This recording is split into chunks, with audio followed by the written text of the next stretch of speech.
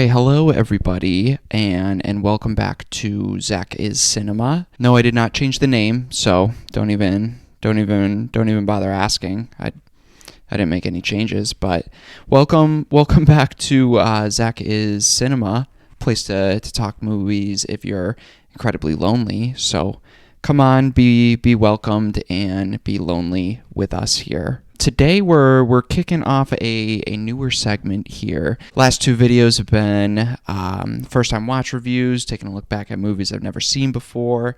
But today I thought it would be fun to do something a little bit different called a nostalgic review. Genius, I know. I thought of it and then I said it out loud. So nostalgic review, kind of the complete opposite, taking a look back at whatever movie I want that I grew up with or have a lot of nostalgia for. So the whole goal of it is to take a look back at these movies, see if they still hold up, see what I remember, see what I notice is different, see what worked for me when I was a kid, and seeing what doesn't really work for me now when rewatching it. So hopping right into it, the first nostalgic review that we're doing today is Gremlins. Gremlins was released in 1984. It was directed by Joe Dante, written by Chris Columbus, the Home Alone guy, which I did not know. It's kind of cool. It's starring Zach Galligan, Phoebe Cates, Hoyt Axton, Polly Holiday, and Francis Lee McCain. Plot follows around our main character, Billy, who receives a strange creature as a pet from his dad for the holidays. These pets start to spawn other aggressive gremlins that wreak havoc on Billy's hometown during the Christmas season. Kind of hopping into this nostalgic review, I like to start off talking about why I'm even talking about this movie. So, for one, it fits the category of nostalgic review. This is a movie I have a lot of nostalgia for. I remember watching it when I was really young. The first time I watched it was probably like 8 or 9, but I remember watching it consistently for a good couple of years. It was like one of those staple movies for me. It was also one of my first kind of real introductions into the horror genre, which is one of my favorite genres now. Not full-blown horror by any means, but for a kids movie, I mean, we'll get into it. It's pretty, they have some stuff in here, dude. I remember like random scenes throughout the movie, but don't really remember much about the plot or characters or anything beyond that. So jumping into the positives or the things I enjoyed on this rewatch, I really like how it starts off with this kind of cool 80s cheesy like narration scene with Billy's dad as he's like walking through Chinatown, kind of introducing us to the movie. It's filmed and written like some noir detective type movie with the narration, the dark lighting, the fog on the floor. Like it's all very fitting of that noir kind of detective like movie. Kind of reminded me of like a dystopian type future Blade Runner kind of vibe as he's like walking through Chinatown, and it has a nice sense of humor because you think it like starts off like that typical detective cliche way, but then he just talks about how he's an inventor. So kind of like that cool sense of humor fits with that 80s cheese of the beginning narration into the movie. So it kind of just like gets you right into what the vibe's going to be. One thing I really noticed that I don't remember noticing when I was a kid is the music and how much more I appreciate it during this rewatch. The theme music for the movie and Gremlins, it really adds to that futuristic horror and then like holiday Christmas vibe. Like it's all three different genres, different feels, kind of all like blended together. They do a cool thing with in the beginning when Gizmo's like whistling song that he does. If you pay attention, it's actually it's played throughout some of the theme music throughout the movie, and it's included, like I said, in those upbeat scenes and then also in those darker, more scary scenes too. Sticking with the positives, the Gremlins in general are a huge positive for this movie. I mean, Gizmo is so cool and so cute. It makes sense why this family would bring it in as a pet, because like who really wouldn't? It's like the mix of a fucking like bunny, hamster, and then dog like wrapped all into one. And then like all the like practical effects, the puppet work on all the Gremlins is fantastic. Still holds up well. Like for example, that first budding scene when they accidentally spill some water on Gizmo and then he starts like budding into all these different gremlins. That scene holds up so well. It looks so cool. The puppets are so detailed. Nothing really has aged at all, which is crazy for a movie that came out in 84. And it kind of reminded me like a similar kind of mix of like CG and practical that was kind of like perfected later on in movies like Jurassic Park. So it had that similar vibe, but on obviously such a much smaller scale, but I think it was perfected by the time we got to Jurassic Park. But this was kind of like laying the groundwork for that like mix of CG and puppet work. It was really cool looking back and seeing how much of this really still holds up a lot. I also really just appreciate like taking a look back at some of these older movies, like how 80s movies, and especially with this since it's a kids family movie, they just kind of go for it. Like obviously there's not like a lot of gore since it's like a kids movie, but like Gremlins, like they like murder people like throughout this movie. Sure, it's like cut away, implied, they don't show it, but still they murder people. They at one point string up the family dog with Christmas lights. They have a cool like creepy egg hatching scene that's very similar to like Alien and Aliens, but just like a kid's version of it in Billy's bedroom, which is so cool. Just seeing how these like 80s kids movies were like so creative and kind of like push the bounds of what you could do for a PG movie or what was acceptable in a kids movie. It doesn't feel like it ever like crosses that line where it's like, well, that's like fucked up. Why are we putting this in a kids movie? But like it like toes that line like so well. But yeah, 80s movies, they just kind of go for it. Another big example and pretty much like the highlight of this rewatch for me was that kitchen massacre scene, pretty much, that was provided by Billy's mom. She turned into a total badass in that scene. With Billy's mom, she is in the kitchen. This is like towards the end when all the evil gremlins are out, and she sticks one in a blender, and I love how they like show the gore and can get away with it because it's like green blood. So it's like, well, it's not really blood, it's like the gremlins blood, but like she starts off with killing one in a blender.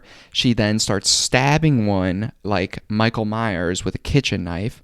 She then at one point, I forget what she sprays. She sprays something at a gremlin, which backs him into a microwave, and she turns it on, and you just see its head like erupt, like someone's like science fair project. Okay, like it's like kind of crazy. And then after that, she takes 2 knives out of the kitchen and starts like hunting the rest of them. And then when she gets like pinned down, her son like Billy like swoops in, takes the fucking sword off the family room wall that's been hanging up, chops one in half, and it goes flying into the living room fire pit, and we just like watch it burn alive. This is like all in a kids movie. Like you don't see that shit nowadays in movies that are targeted towards like families and children. But it's like so cool, like taking a look back, seeing how much they really went for it, and seeing how well all of that like still really holds up. One of those scenes that I was talking about earlier, like how I remembered like bits and pieces of this movie, and that microwave kitchen scene was definitely one of them that I remembered. I remember I first watched this movie back with my brother. Our parents showed it to us, and for some reason my brother he was younger at the time. For some reason he really latched on and loved that kitchen scene specifically with the microwave. And the first time we showed it to him, like when he was watching it, I've never seen this kid laugh so hysterically in his life. And I think it's like cool looking back on it to see like how much fun these kids movies are, and then seeing how like my little brother like connected with that scene, because like the whole movie has that fun like campy kind of vibe, and even in these horrific scenes, like I said, it never goes over crossing that line.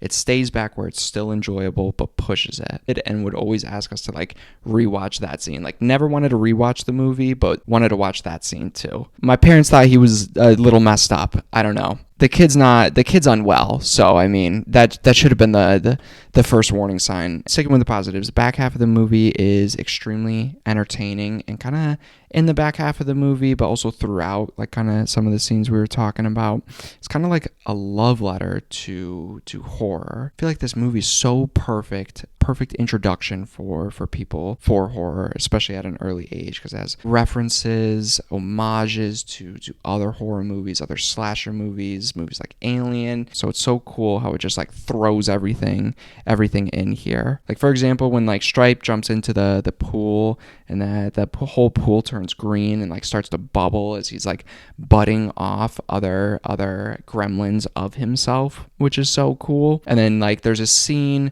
where like a million of like the evil gremlins are like coming down the street, and it's shot like where they're kind of like in shadows with a backlit shot, and it kind of looks like a big like horde of zombies coming through. And there's also just scenes where again they keep pushing it, especially for a kids movie, like where I think it's Stripe, maybe it's one of the other evil gremlins, but they bulldoze a house and like murder a couple in their living room.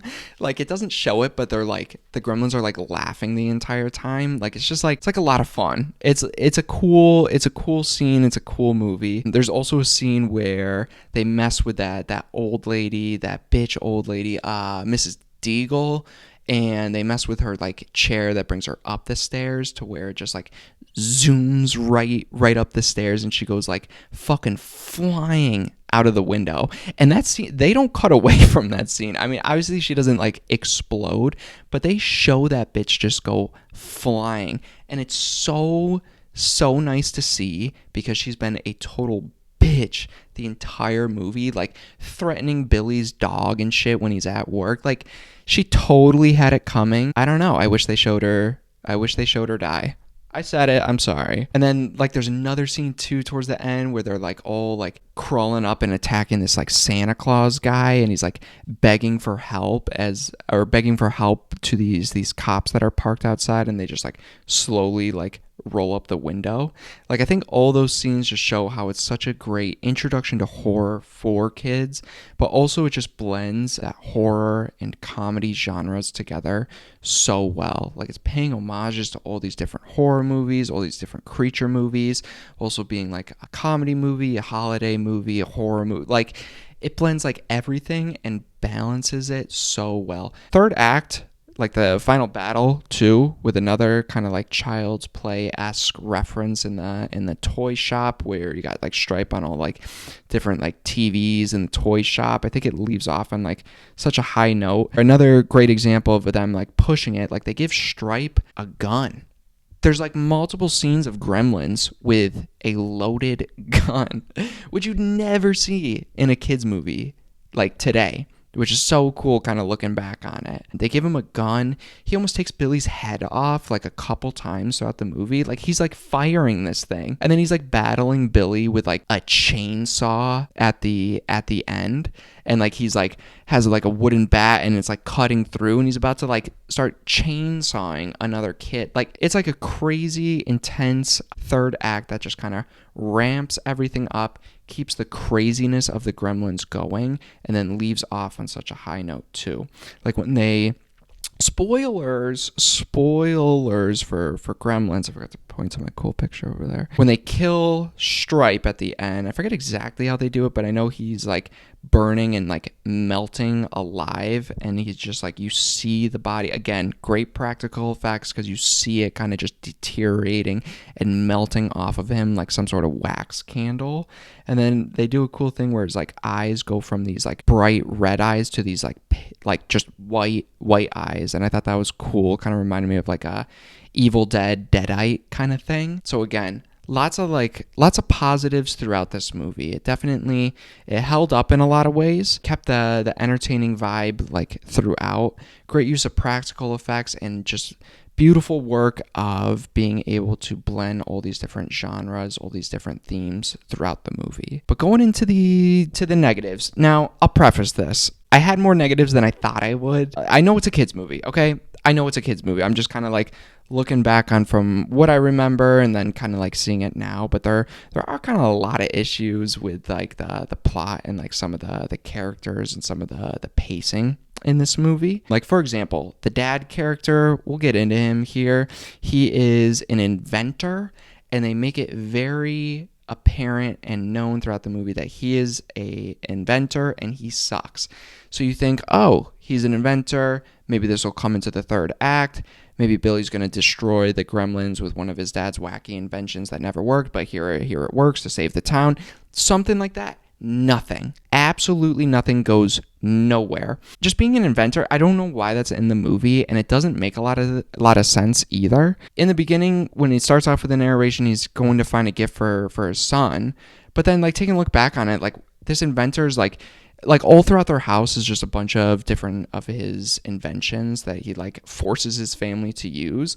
But then when he needs to get a gift for his kid, he goes all the way down to Chinatown and then buys a pet that, like some creature he's never seen before. Like, so like you make it so well known that he's an inventor, yet he's like not inventing something for his kid for Christmas. Like, nitpick, I guess, but it's just like, it just doesn't make a lot of sense. And then when he's like there, like buying the gremlin, he's like, this is exactly what I've been looking for my son Billy. And then I'm like, well, this is a creature you just said you've never seen before, never known before, didn't know it would be here. So what do you mean this is exactly what you're looking for? Like, what the fuck are you doing in Chinatown looking for a gift for your son? Like, it makes no sense here. I know it's like, it's a trope now. It was a big trope in the 80s, but they bully the shit out of Billy. Like, so over the top, that cliche kind of bullying where like even like that old lady's like bullying him, threatening to like kill his dog. And I always hate like looking back on movies or seeing that now where they like, it almost feels like they don't know what to do with the character or how we can like make us feel as audience members sympathetic towards the character.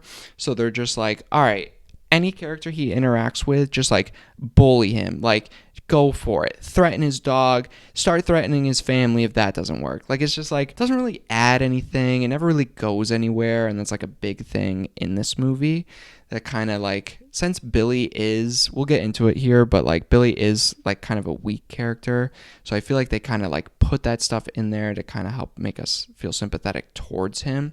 But like, that's all they really give him. Another negative is, I feel like I've heard this before, but like the rules don't really make sense. Like the gremlin rules, the three of them, like keep them out of bright lights, don't give them water, don't feed them after midnight. Those three rules, it kind of fits that like 80s like cheese vibe of where they're just like lay down the rules and then they don't question it. Like, I kind of appreciate how they don't spend too much time on that. They just say, here's the rules, fucking deal with it. But like, especially the don't feed them after midnight rule, it's always after midnight. Right now, it's after midnight. Midnight starts the new day. So midnight was today. So it is after midnight. When the fuck are we supposed to feed these things? And that was one thing that kind of like stuck with me in the movie. I'm like, well, it's always after fucking midnight. So I don't know. I think they need like I wrote down like put like a food lore update. Hopping back to the inventor dad, he was totally just like unnecessary, and like I said, none of his inventions really came into play in the plot. And there's like, to me at least, I think there's some significant pacing issues in this movie. It's like sitting at what, like an hour and 45, hour and 46 minutes. I think there's easily 15 minutes, 50, maybe even 20 you could just chop out of this movie, and I think it would be significantly better. Like all of the dad scenes, all of like half the movie, he's not even fucking there. He's just at some like invention convention. Oh, that sounds cool. Invention convention where he's like calling his family, they're not answering, they don't even give a shit that he's not home, like, and he's just like selling, like there's another scene where he's like calling his family, they don't pick up because they don't give a shit about him, and then he just like starts like trying to sell this gas station worker a smokeless ashtray, and then like the scene just ends. Like, I get it, like he's standing out there as he's driving away and like the ashtray's smoking, like, it's a smokeless ashtray, it doesn't work, we know the dad's inventions don't work. So it's just like, another scene to add to the bit that's been overdone since the very first like 10 minutes of the fucking movie. And then my last kind of negative here is like, I remember spoilers for the movie and then spoilers for real life here, people. I remember the scene where they like spoil Santa's not real, which like, I remember that scene, but watching it now, it kind of like took me out of the movie because I'm like, why the fuck is this in here? Like, this is a kid's movie. I guess that was one thing where I feel like they crossed the line a little bit, because it's like, this is a kids and family movie, a holiday movie that you want to watch around this time. And then they just like spoil Santa's not real out of nowhere. Like, I remember the scene when I was a kid, but then watching it now, it feels so out of place. And I think another scene where you could just cut that out completely. It's like towards the end, and she like pulls Billy aside, brings him into the store, and then just starts trauma dumping on Billy. Like, Billy's been bullied by his whole town. His pets are butting off and like murdering people. He doesn't need to hear this shit right now. Like, out of nowhere, she just starts trauma dumping on Billy, telling him this like horrific story of like just like standing there like, I don't like Christmas. My dad dressed up as Santa and he got stuck in the chimney and then I smelled his rotting flesh. It's like, whoa, like, Jesus. Like, no, at no point was the movie ever that like serious. And then you have that scene in here where it just feels so out of place, not only for the story, but just tonally as well. And then it just like, it goes nowhere. They just show Billy's reaction of him just like sitting there as she's like trauma dumping, which like, that'd be me too. I'd be like, why are you telling me that? Like, what do you expect me to say right now? Yeah, Billy just like stands there, doesn't say a word, and then the scene ends and it's never brought up again, ever. So it's just like, what? Like, why is that there? My guess is they wanted to add a little bit more character development to the girl because he likes the girl. But like, same thing with Billy. Like, that doesn't really like add anything, and it just like, it feels like so out of place and so unnecessary. Jumping into my overall thoughts here, I think I went a little hard with the negatives here. I had a ton of nostalgia for this movie. It was a lot of fun rewatching it.